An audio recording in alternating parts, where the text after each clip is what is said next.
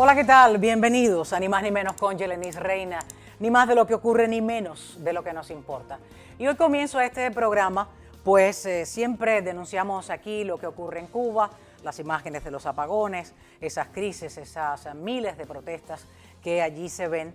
Pues hoy esas imágenes ya fueron contabilizadas, ya hay una cifra.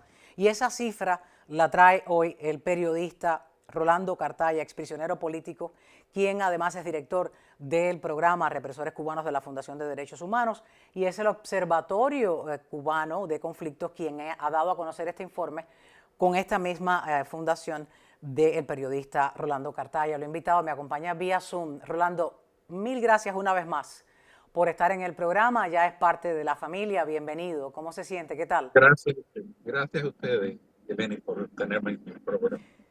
Es un gusto. Le agradezco que nos traigas esta actualidad, es una cifra reciente, es un resumen de lo que ha ocurrido solo en el mes de marzo. Y las Sí, cifras sorprenden, se registraron más de 1000 protestas en toda Cuba. Cuénteme sobre su informe, adelante.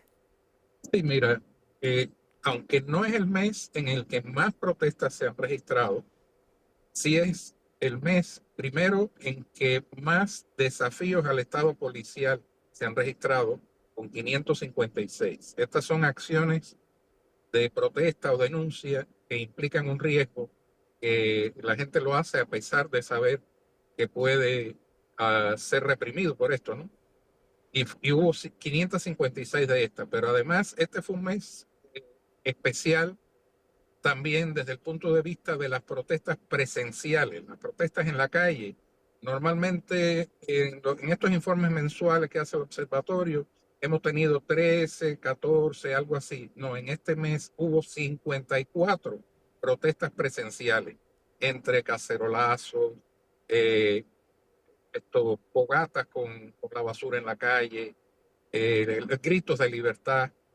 O sea, los cubanos encendieron esa penumbra de los apagones con estas protestas y marcaron un récord en ese sentido: 54, 50 contra los apagones y 4 contra la falta de agua. Pero además también fue un mes en el que se registraron, siendo lo normal, no sé, 10, 12, cuando más, graffiti, carteles. Bueno, en este mes hubo 70 carteles antigubernamentales distribuidos por toda la isla, en muros, paredes, vallas, en el asfalto, lo que implica que hay como una ebullición popular en este mes de marzo, debido, entre otras razones, a que la crisis va tocando fondo y a que también los cubanos están esperanzados, creo yo, creen que tienen la libertad más cerca que nunca y que se están atreviendo más que en otros momentos. Y el descontento, pues como decía, ebulle allí dentro y va en aumento. Estas son las provincias más activas, según su Sí, informe del Observatorio Cubano. Y quiero acercarla en pantalla, ahí está. En La Habana se reportaron solo 625 de estas manifestaciones, 625 de estas protestas. En Matanzas 84, Ciego de Ávila 35, Holguín 38 y Guantánamo 31, Santiago de Cuba 77. Es decir, la mayoría se reportaron en el occidente, en La Habana. siempre en La Habana es como casi el triple o el cuádruple del resto de las provincias, pero es que La Habana también es un polvorín social donde la gente no tiene mucho límite de aguante, vamos a decir. Hemos visto que en este mes de marzo, la inmensa mayoría de estas protestas presenciales que reportamos fueron en los 14 municipios de La Habana. O sea, no hubo un municipio donde no hubiera cacerolazo, donde no hubiera este tipo de manifestaciones en las calles, a pesar, como te decía, del riesgo que la gente sabe que está corriendo y que el gobierno ha demostrado que detrás de las protestas viene la represión. Hubo 159 protestas o denuncias relacionadas con actos represivos y por lo menos 40 de ellas fueron por detenciones de personas que participaron en estas manifestaciones. Que por cierto, no está de más advertir que la policía política está utilizando a colaboradores para que vayan junto a los manifestantes y después les den las identidades de las personas que ellos pudieron identificar. Y por eso es que al día siguiente van directamente a las casas de estas personas. Recuerdo que en Morón, que fue el clímax En Morón ocurrió ese caso. de estas protestas, eh, existió eso, pero también hubo muchachos que iban con el rostro cubierto. Y esto fue una experiencia de las protestas en Venezuela en 2014, 2017, donde los muchachos de las guarimbas se iban encapuchados o se cubrían la cara para que no pudieran ser identificados. Creo que el que vaya a salir a la calle debe procurar hacer eso para que no lo identifique, porque es que tienen a esta gente eh, directamente empleados en eso, en identificarlos, en filmarlos, le llevan después la filmación y al día siguiente temprano la seguridad está ahí Los llevándose hay, los han las personas. asignado y el propio grupo suyo, que también dirige con parte de la Fundación de los Derechos Humanos, mostró recientemente esos represores Sí, cubanos.com, quienes mostraron los rostros de esas personas que fueron las causantes por la cual se conociera la identidad, entre ellos de estos 5 o 4 jóvenes detenidos, de el que aún todavía está detenido en un centro de DTI en sí, Morón Ciego de del Ávila, y tráfico. estoy hablando de Jonathan David Muir Burgos. También el de Morón, el muchachito de Morón, que tengo entendido que fue el que fue herido en una pierna. Y justamente una de esas personas que se dedican a filmarlo, se cree que fue el que le disparó, porque según hemos sabido por personas de Morón, este señor se dedica a tirar pasajes, como dicen, ¿no? Que parece que tiene un carro para tirar pasajes, pero realmente lo que es un colaborador de la seguridad que Taxista. incluso tiene, sí, que incluso tiene una pistola que es ilegal, pero que la seguridad le permite tenerla. Y por eso se cree que fue él el que le disparó a este muchachito, a Will Burgos, que es hijo de un pastor y que es increíble, tiene 16 años, creo que tiene el muchacho ahora, ¿no? 15, 16. 16 años y tiene una condición médica en su piel por la cual requiere medicamentos y no se lo están dando los indicados. Este es el pistolero, como digo yo, el pistolero ilegal que fue descubierto, puesto al descubierto por represores.com, Orestes Espinosa Cepero, que fue el que hirió de bala a un manifestante. No tengo la información directa que haya sido a David Muir y a estos son los otros. Este es el que graba, el que se dedica Sí, a grabarlos para al día había un siguiente de video, entregarle salía las en un imágenes video. a las autoridades. Sí, este otro también salía en un video corriendo delante de la manifestación para filmarlo. Eso, Yelenis, por cierto, eso es delación, eso es un tipo de delación y las consecuencias de esta delación pueden llevar a las personas por muchos años a la cárcel. Y aunque yo creo que la delación en sí no es todavía un delito, es algo que en el futuro habrá que considerar, porque si tú te has prestado para esto, para, para identificar a una persona a la que después van a condenar, digamos, si es por propaganda contra el orden constitucional, son de 3 a 8 años. Si es por desorden público, puede ser, creo que de 1 a 3 años. Son personas que van a cumplir una sanción, injusta además, personas inocentes que lo que salieron es a protestar porque no hay quien aguante la policrisis esta que están viviendo en Cuba, ¿no? Entonces, habrá Por lo que mismo que todos ellos están viviendo. Salió a protestar un grupo por esa gran crisis que ellos también están sufriendo. Y sí, aún así esa es los la otra delatan. parte, porque los únicos que no están sufriendo esa crisis multisistémica son ya la gente de la élite del poder, digamos, los herederos de los Castro, los generales, de ahí para arriba, creo, porque yo creo que de ahí hacia abajo todo el mundo está sufriendo esta crisis que además, como hemos sabido, no tendría por qué ser, porque de lo que se trata es del egoísmo de este gobierno que tiene el dinero en reserva y podría haber aliviado esta crisis y no lo ha hecho. Y además la intransigencia. La gente está pasando hambre porque a ellos les da la gana, porque no permiten a los campesinos eh, producir lo que quieran, venderlos a los precios que quieran. No les permitían ni siquiera construir una casa de vivienda en la tierra que le dan además en usufructo, no en propiedad, ¿no? Entonces ahora dicen No es que van a propiedad. permitir. Esta gráfica del Observatorio Cubano tiene unas cifras que son válidas de señalar y son los motivos por qué estas personas han salido a protestar. Ahí lo tienen en azul, hay un 42.6%, es por derechos económicos y sociales. Y en rojo han salido a protestar por sus derechos civiles y políticos. Es impresionante esto no se veía, por ejemplo, este tipo de cifras no las recogía el Observatorio Cubano, digamos, 5 años atrás. No, no. En general, la mayoría de las protestas casi siempre eran basadas en derechos económicos y sociales, como puede ser vivienda, alimentación, los servicios públicos, salud.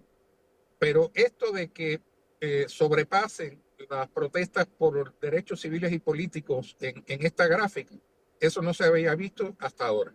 Y en eso tuvieron que ver, por supuesto, esas 556 protestas o denuncias que son desafíos directos al Estado policial y que se concentran cada vez más en los dirigentes, en la élite del poder, o sea, la gente que realmente mantiene al pueblo así. El mayor porcentaje de este motivo para salir a protestar dentro de Cuba ya no es la falta de corriente, es la falta de todo. Es decir, no hay alimentos, no hay nada. Son 127 las que recoge relacionadas con alimentos en la inflación y los ejemplos que ponen ellos son los alimentos de mala calidad o insuficientes. Los servicios públicos que se registraron, ese reporte del Observatorio Cubano, pues está mostrando también las 179 denuncias. Es la segunda categoría más alta por problemas de falta de electricidad, como lo vemos, la escasez de agua, el transporte limitado. Y la inseguridad y la violencia, Sí. yo creo que este es otro aspecto que va a ir en aumento y en crecimiento, porque recientemente hay una información de una familia que murió degollada dentro de una casa en Cuba. Y cuando leí, pensando que era un homicidio, suicidio, algo así, no, entraron a robarles y así terminó la vida de esas personas, porque ahora sí se ve la gran diferencia de clase social. Ahora mismo, dentro de Cuba, hay ciertos sectores que tienen dentro de su casa, con puertas cerradas y ventanas, cierta iluminación que se puede filtrar a través de las ventanas. Y entonces hay otras personas que le tiran piedras, me han dicho, me comentan en los programas, a esas casas que están iluminadas. Es decir, que hay que tener miedo, tener acceso a una especie de cargador o de panel solar, porque puedes ser víctima de que las personas te quieran robar para tenerlo. Entonces aquello se va a volver una especie de desastre, una especie de acabose. En el informe hubo un caso de eso, que entraron a una casa y lo primero que se llevaron fue la planta, el generador, fue lo primero que se llevaron, y otras lámparas y otras cosas que, si no es para los propios ladrones, es para venderlo y se venden bastante caros, ¿no? Pero esto que tú mencionabas de la inseguridad ciudadana, esto ha sido por más de un año una de las principales preocupaciones de la gente en Cuba, de los cubanos, en el sentido de que una madre no puede estar segura de que si su hijo sale, sobre todo si su hijo tiene una moto, algún vehículo, si va a regresar o no. En Holguín, este mes pasado, encontraron en un parque el cadáver de una persona degollada y había sido por eso, era para quitarle la moto. Entonces, es un tremendo problema. También una característica este mes pasado fue que en lo que fue muertes, se acumularon 27 personas muertas por violencia de género o social o violencia criminal. Entonces, además de eso, en 7 casos, los asesinos, las personas que mataron a la víctima, fueron miembros de la familia. La gente está muy crispada, está muy, uh, yo diría que deberían reflexionar un poco. La crisis de valores también está es muy profunda. Y está sucediendo eso que nos preocupa bastante, esto de que la familia misma mate a otros familiares. Bueno, están los casos también de los feminicidios, que generalmente es la pareja o es pareja, pero es que en este caso fueron hijos o nietos los que mataron a sus abuelos, a sus padres. Entonces es para preocuparse y es algo que creo que incluso el día... Hay una degeneración de la clase social debido a esa crisis que va en aumento. Exacto. Exacto, y entonces creo que uno de los problemas más grandes que vamos a tener es justamente cambiar un poco la mentalidad de la gente. Creo que Cuba se recupera, en 5 años Cuba económicamente está recuperada, pero cambiar esta crisis de valores, cambiar esta mentalidad, pues va a costar trabajo, a pesar de que sí hay mucha gente que está diciéndonos que Cuba no está perdida, que están trabajando para el prójimo.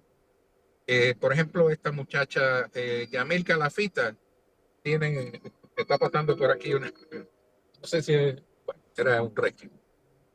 Yamil Calafita Una ambulancia. Pensé que era un carrito de helado de niños. tiene un grupo de personas que se dedican a eso, a llevarle raciones a las personas que están en la última, tú sabes, en la base de la pirámide social, gente que de verdad, no digo yo que son vulnerables, vulnerables son muchos cubanos, muchos millones de cubanos, sino que son miserables realmente, lo que están viviendo es la miseria. Y hay mucha En la gente en las miseria. iglesias, grupos de jóvenes, como el de ella, que están haciendo algo por el prójimo. Y esto nos dice que todavía queda una reserva, yo diría, que de moral, de amor por el prójimo en Cuba, a pesar de estas otras cosas que estamos viendo con respecto a la inseguridad ciudadana.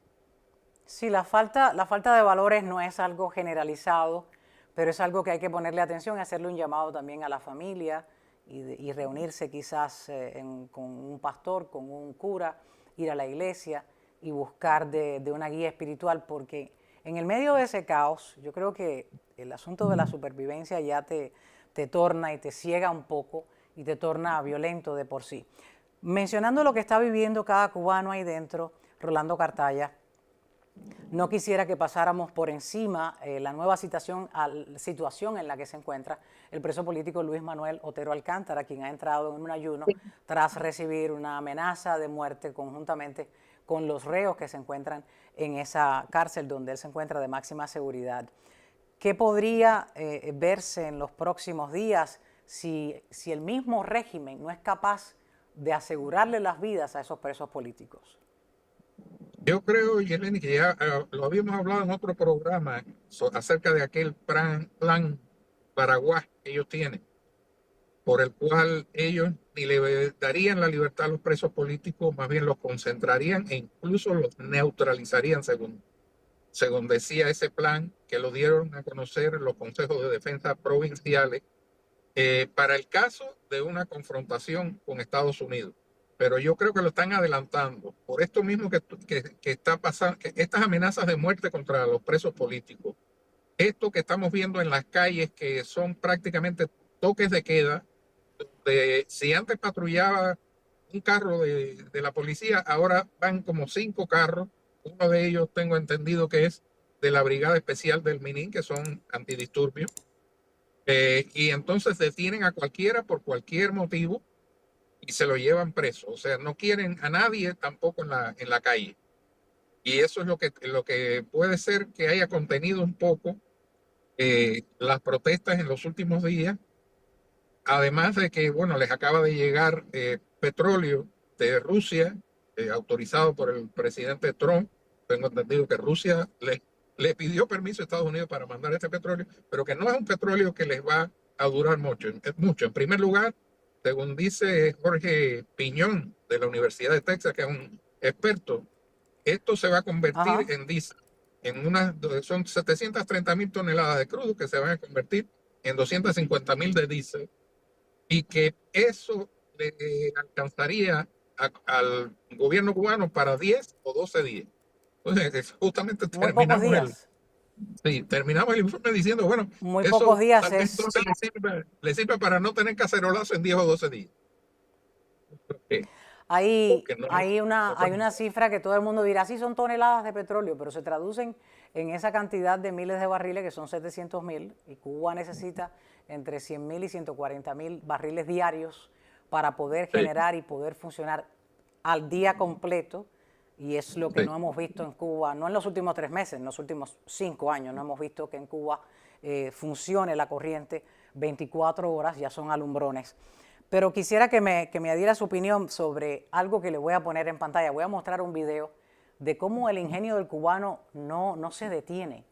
El ingenio del cubano dijo, hay que salir, me van a arrestar, voy a coger la cazuela, en mi casa me van quizás la mamá, la abuela o la esposa, le van a dar con la cazuela en la cabeza para que no salgan, para evitar que sea arrestado su familiar, claro está.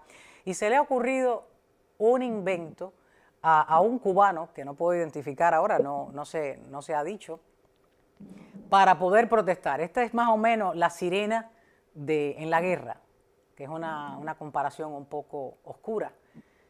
Una especie de sirena que dice hora de cacerolazos. Voy a ponerle ese video para verlo.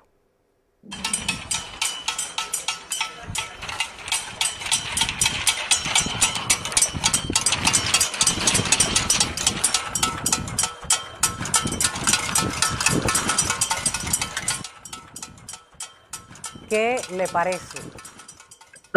En el techo de la casa. Sí, es tremendo, un molino, un molino de viento para que entonces suene la cacerola así. No, yo no hice nada. Yo, yo solamente, No, y lo yo está no haciendo fui. el aire. Yo no Fue, fui, fue fue el aire. la presión del viento. Esto Ajá. suena todas las noches y me imagino que se embullen un grupo a hacerlo. Esto, por cierto, el origen del cacerolazo no es nuevo, ni es cubano, ni es venezolano, no. Es de los años 70 y ocurrió principalmente en Chile. Y de Sí, ahí nace ese fenómeno de protesta, ¿no? Nadie se exacto. imaginaría que tendría en su casa, en la cocina, una especie de pancarta que diría lo que quisiera decir al sonido, al unísono, todos los residentes de un barrio, con este ruido de calderos, de sartenes, no sé, de vasija metálica, pues logran este tipo de sonido que atormenta en este momento que está viviendo esa crisis los cubanos de la isla, pues atormenta al régimen, porque el régimen cualquier cosa les atormenta. Si le pintan la pared, se atormentan. Si les tocan una cazuela, se atormentan. Pero no hacen nada, y usted lo ha visto a lo largo de estos años, no hacen nada, Rolando Cartaya, para que esos cacerolazos se detengan. Algún tipo de medida, te voy a dar almuerzo, te voy a dar un desayuno, ven y recoge un medicamento, haz algo. Y así por lo Claro. menos haces una parada a este tipo de protesta de cazuelas. Quería tocarte dos puntos del informe que creo que fueron bastante significativos en el mes. El primero fue este escándalo que hubo con respecto a la ayuda humanitaria de México. O sea, México ha mandado 4 barcos de ayuda humanitaria a Cuba y resulta que va un equipo de TV Azteca a La Habana y se encuentra que en las tiendas de los militares, las TRD Caribe, o sea, de las tiendas de Gaesa, estaban vendiendo esta mercancía que ellos la conocen bien además. La conocen incluso En por las marcas, dólares. en dólares. Las estaban vendiendo en dólares, esa ayuda humanitaria. Entonces, después incluso, eh, o sea, las personas lo que recibían, y no todas, algunos niños, algunos ancianos, una latica de sardina, una latica de vegetales, algo así. Y sin embargo, ellos vendiendo gran parte de esa ayuda en las tiendas en dólares. Eso también es otra muestra de tremendo egoísmo, ¿no? Y el otro No, punto de tremendo es, egoísmo y cinismo, y cinismo. Conversé con el periodista que viajó a Cuba, Rodrigo Lema, sí, de TV Azteca, conversé con él, porque muchas personas dentro de Cuba, y lo tiene que haber visto, y el propio diplomático cubano en México, pues trató de desmentirlo, que se usó sí, imágenes de inteligencia artificial, y aquí le pregunté, y él me dijo, utilicé, y está puesto en el video, las imágenes artificiales, en algún momento holográfico, porque la persona que le mandó el audio donde se estaba denunciando, pues no quería mostrar el rostro. Y sí me confirmó que él estuvo y viajó a Cuba. Es decir, que es Sí. una denuncia que no solamente él la hizo ejemplificando en alguna parte del video, él hizo 2 trabajos en ese viaje, utilizó inteligencia artificial, pero existió la marca, como hemos visto todas las imágenes, la marca de esos productos es mexicano y la estaban vendiendo en dólares. Y ya luego vimos que la sardinita que le estaba llegando y las galletitas, el paquete de galletitas María, estaba dándosele, pero solo si mostraban la libreta de abastecimiento, que es otra de las tantas cosas que el régimen no acaba de hacer bien. Y el otro punto que te quería tocar es el ridículo que ha hecho la seguridad del Estado contra una niña, una muchachita menudita y de 21 años, Ana Sofía Benítez Silvente. Esta muchacha que se expresa tan bien, que tiene un pensamiento crítico tan lúcido y que por supuesto se ha vuelto viral, de todos sus videos se han vuelto virales. La citan primero a la madre, después a ella, las amenazan con prisión por supuestamente divulgar la identidad de la persona que fue a citar a la madre. Y además de eso, la ponen en reclusión domiciliaria y le quitan la internet. O sea, es increíble ese aparato poderoso que es la seguridad del Estado, forcejeando con esta muchachita, ¿no? Que no tienen otra manera de quitársela de arriba que aplicarle la máxima presión, amenazarla con la cárcel. Y vamos a ver, porque ella ha dicho que ella no se va a rendir. Es tremendo. Ella va a continuar. Les han prohibido hasta salir del país. Sí, también. Por solo publicarte, que es lo que yo puse aquí, publicar un video y decir esto está pasándome hoy en la vida. Lo que hace Ana Benzi es graficar cómo son sus días. Bueno, que desafortunadamente para el régimen sus días dentro de Cuba son de esa manera y ocurren de esa manera. Viene alguien a citarlas, bueno, te quedaste grabado, estoy dentro de mi casa y yo grabo lo que yo quiera dentro de mi casa. Y esas son las cosas que tú dices inauditas del régimen que no tienen ni pies ni cabeza y que entenderlas ni ellos mismos yo creo que no la creen. Solo ellos se pueden reinventar una manera pues más incrédula que la otra de hacer algo que supuestamente ellos le ven lógica, que es atentar contra la llamada revolución. Rolando Cartaya, muchísimas gracias por esta oportunidad, darnos a conocer de primera mano ese informe del Observatorio Cubano de Conflictos y conocer que esas manifestaciones y esas protestas pues ya tienen un número y están ocurriendo dentro de Cuba y nos importan. Les invito a que aprendan conmigo a cómo suscribirse al canal si es que no lo ha hecho todavía. Es muy sencillo. Muchas personas me dicen, te veo desde mi celular pero no me llegan las notificaciones de cuándo sale tu programa. Esta es la manera de hacerlo. Les voy a poner en pantalla la pantalla, valga la redundancia, del teléfono que tengo en mis manos. ¿Cómo no perderse uno de los programas de Ni Más Ni Menos con Yelenis Reina? Vayan a la aplicación de YouTube en su teléfono móvil. Luego a la lupita que tienen encima a la derecha, ahí van a escribir mi nombre, Y-E-L-E. Rápidamente les va a salir en la primera línea Yelenis Reina, con solo escribir 2 o 3 letras. Yelenis Reina, ahí le hacen clic. Ahí están viendo la portada del canal de Yelenis Reina, donde pueden ver Ni Más Ni Menos con Yelenis Reina. Justo donde dice suscribirme, le hacen clic, ya está suscrito. ¿Qué pasa? Debajo va a tocar donde dicen suscrito, pero ahí va a tocar todas. Ahí está saliendo debajo. Dice notificaciones. Dice personalizadas. Usted escoge. Yo le voy a dar todas porque yo quiero saber cuándo mi programa está en el aire. Si usted lo hace y se suscribe, mil gracias.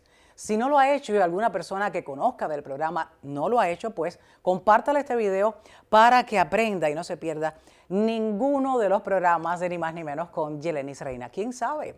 Y un día, si está suscrito, puede ganarse algún regalito. Mil gracias por ver el video, compártanlo para que muchas personas se enteren cómo recibir las notificaciones de Ni Más Ni Menos con Yelenis Reina. Ni más de lo que ocurre, ni menos de lo que nos importa. Mil gracias.